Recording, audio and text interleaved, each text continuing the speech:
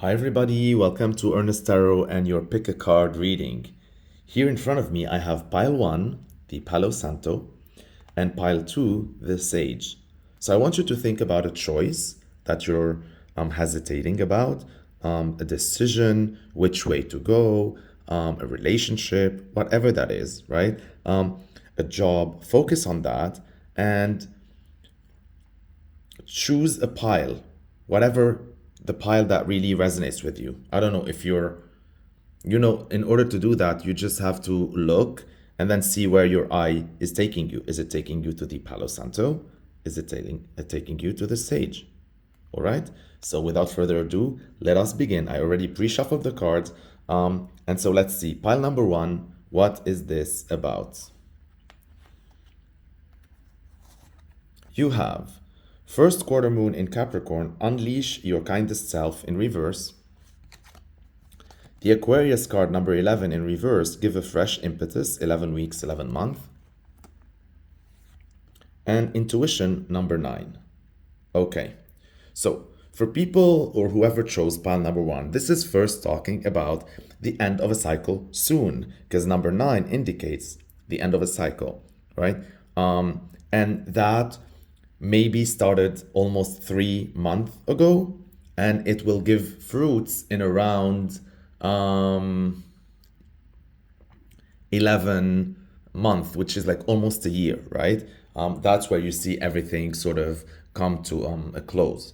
And so during that time, I want you to really tap into your intuition. This is telling you that you need to think about what feels right in your gut, right? Not what's logical, not what you should be doing based on previous experiences and what those gave you as results, not depending on your baggage, not asking for people's advice because they have been through different experiences.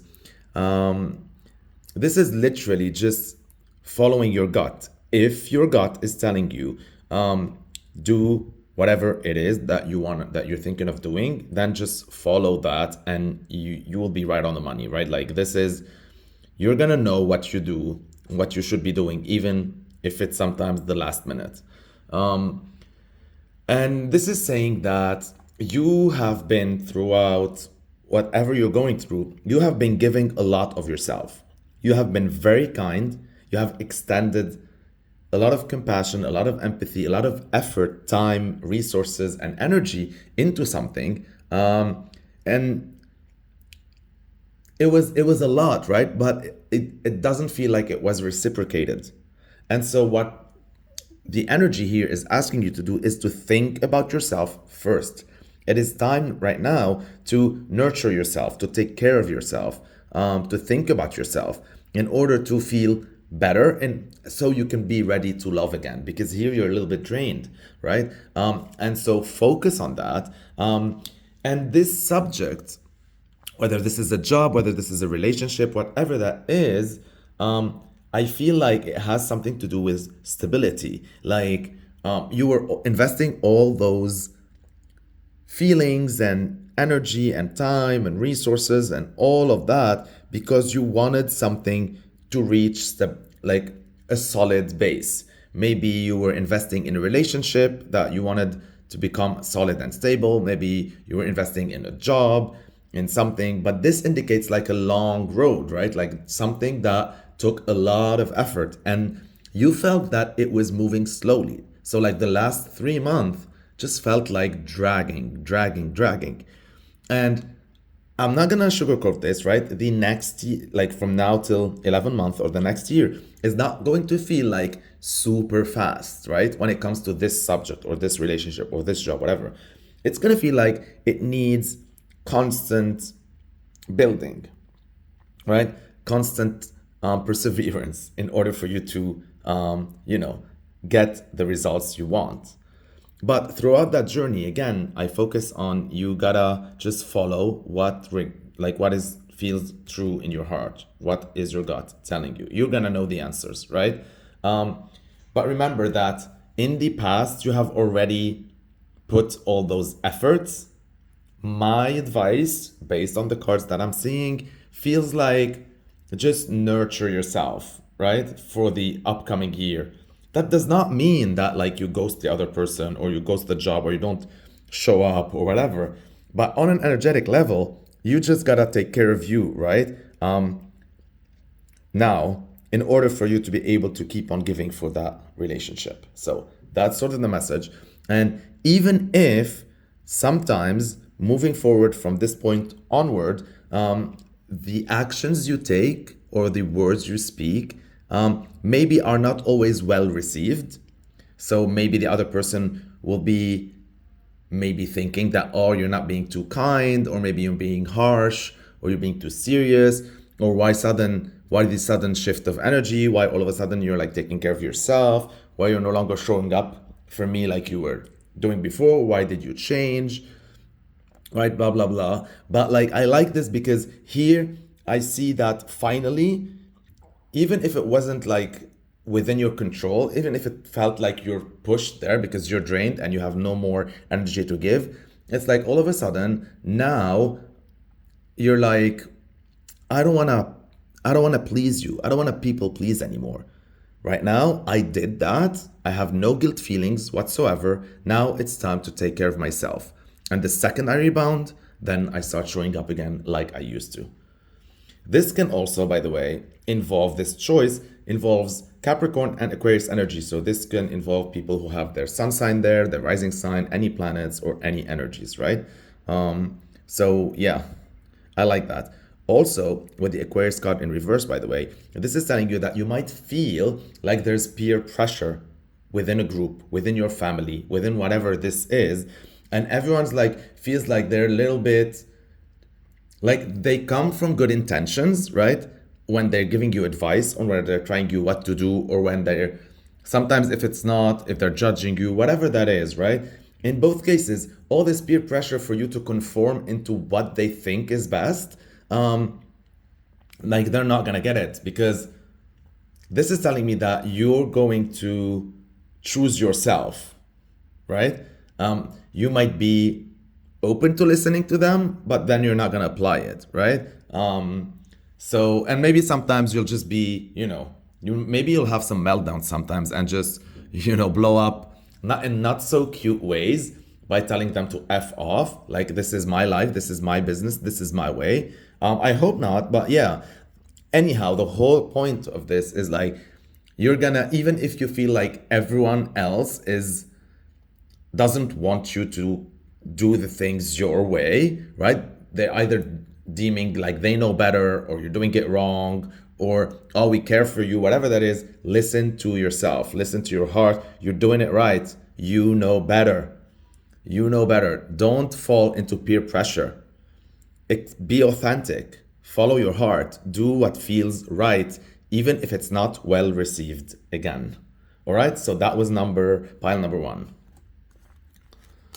Now, for those of you who chose the Sage, pile number two, let us see what do you have here. We have, wow, full moon in Sagittarius. See the bigger picture in reverse. Tuesday, Mars, number 3, start being creative, put down a marker in reverse. Patience, upright, number 21, or 3. 3, 3, beautiful.